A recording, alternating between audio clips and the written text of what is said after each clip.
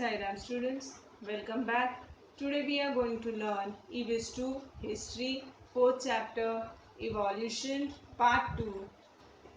But before, let's take a short recap of previous video. We had seen in it the concept of evolution and the stages of evolution of animals.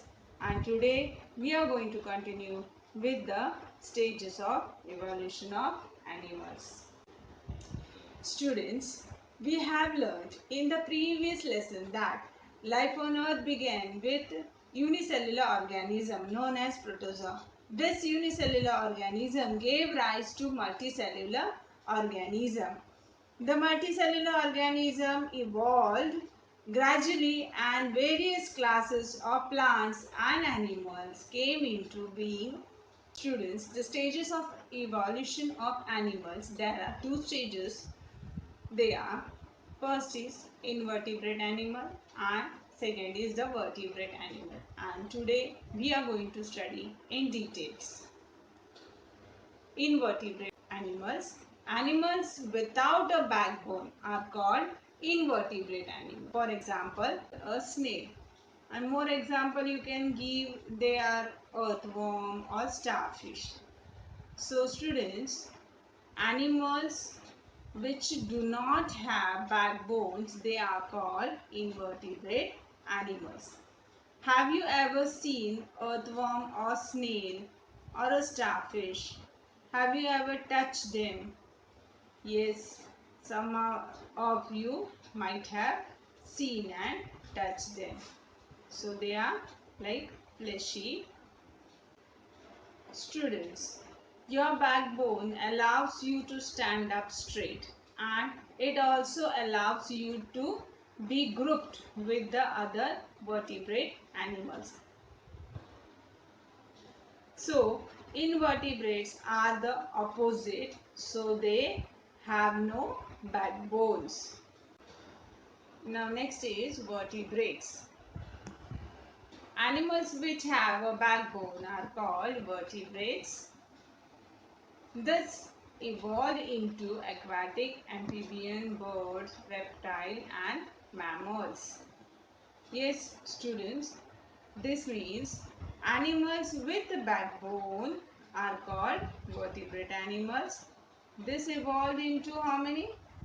Aquatic animal, then amphibian animals, birds, then reptiles and mammals. Now we are going to see each one in detail. Students, now in vertebrates we are going to see the first one is aquatic animals in detail. The aquatic animals live in water. For example, fish. This is a picture of fish.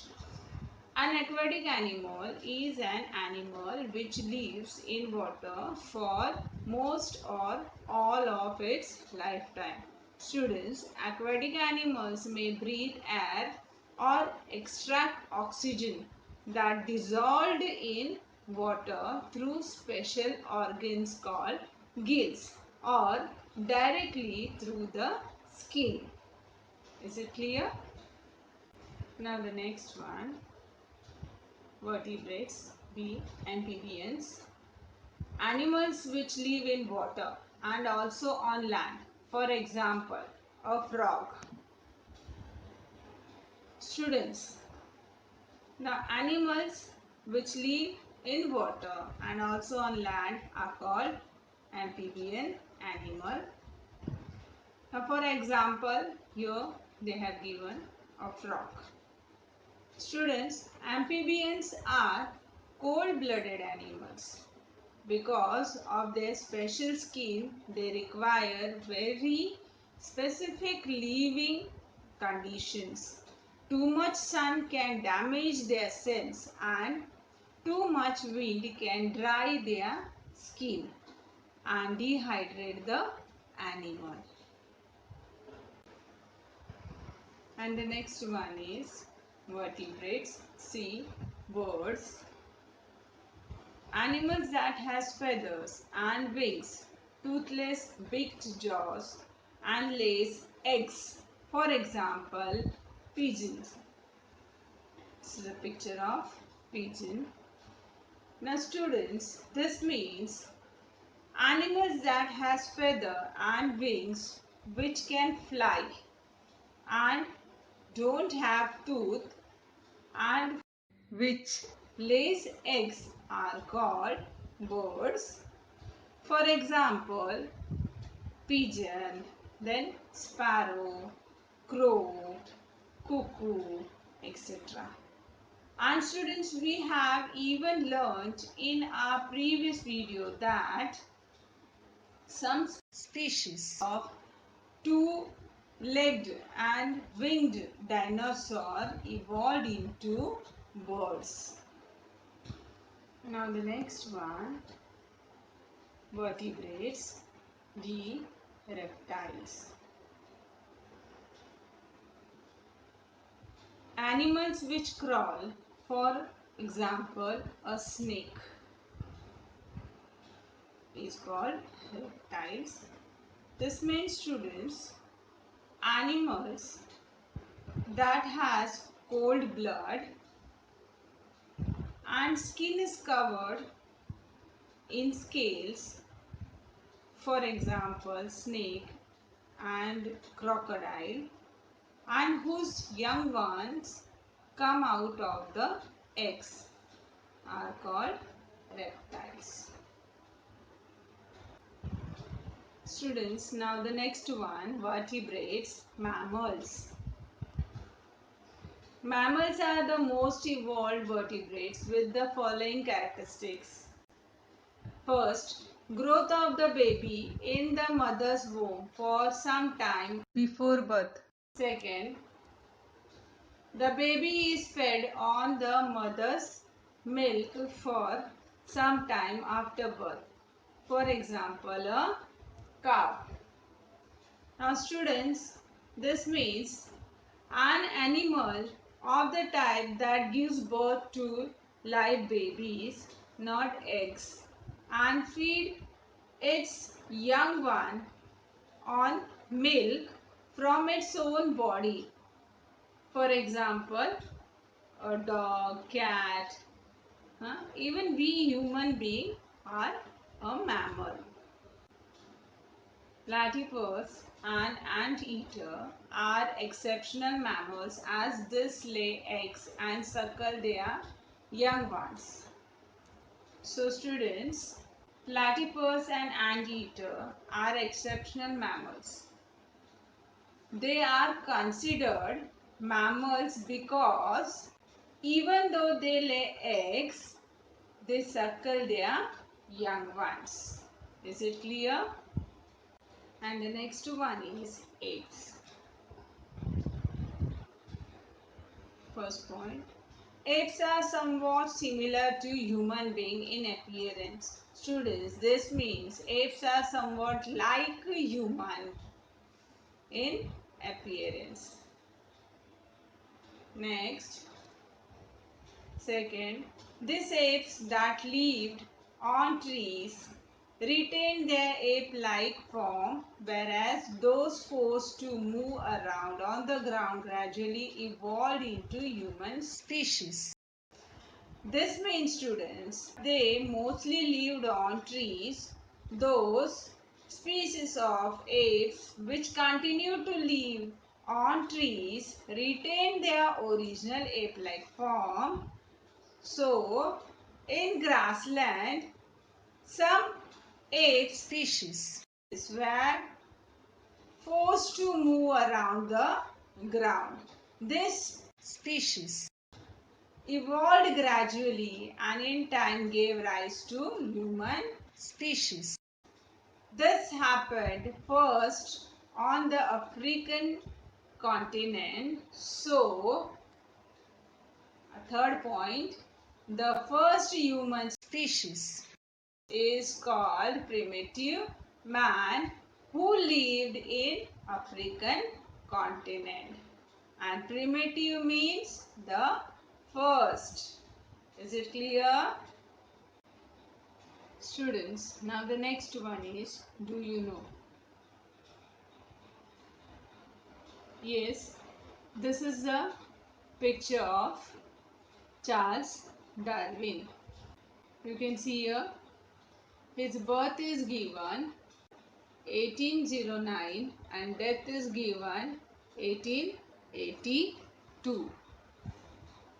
Now the next, first point, Carl Linnaeus had introduced the method of classification of animals. Charles Darwin proposed the theory of evolution in his book On the Origin of Species, 1859. Students, this means in the year 1859, Charles Darwin proposed his theory of evolution in his book On the Origin of Species. Before Darwin, the scientist Carl Linnaeus had introduced his method of classifying animals. He had expressed the opinion that going by the structure of the body, the human species and some ape species appears to be related. In his first book, Darwin had not expressed any definite opinion about this relationship. So, our next point, Charles Darwin elaborated his views on evolution in his second book, The Descent of Man, 1871. In the 20th century, the evidence to substantiate the theory of evolution became available. This means in 1871, he published his second book, The Descent of Man. In this book, he drew attention to the fact that even though humans do not have tails, the last bone of their spine is a vestige of a tail. He also noted that some other non-functional or unnecessary structures in the human body, such as the wisdom teeth, are indicators of the process of evolution. And so he accepted the inference that humans had evolved from tailless apes like the gorilla and the chimpanzee that lived in the jungles of Africa. And so, no evidence had been found till then in support of this theory. The necessary evidence became available only in the 20th century. Understand, students? Now we are going to see what we have learned today. Yes, we have learned the stages of evolution of animals, invertebrates and vertebrates. And vertebrates, aquatic animal, amphibians, then birds, reptiles, mammals and apes. And now we are going to do a small activity. Question first, fill in the blanks. First question, the first human appeared on the dash continent. Yes, student?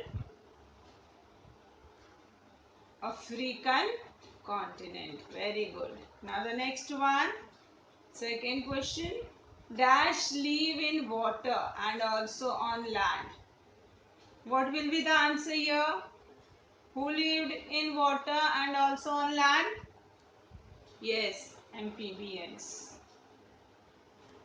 Next, third one. Dash lived on trees. Yes, come on, recollect who lived on trees.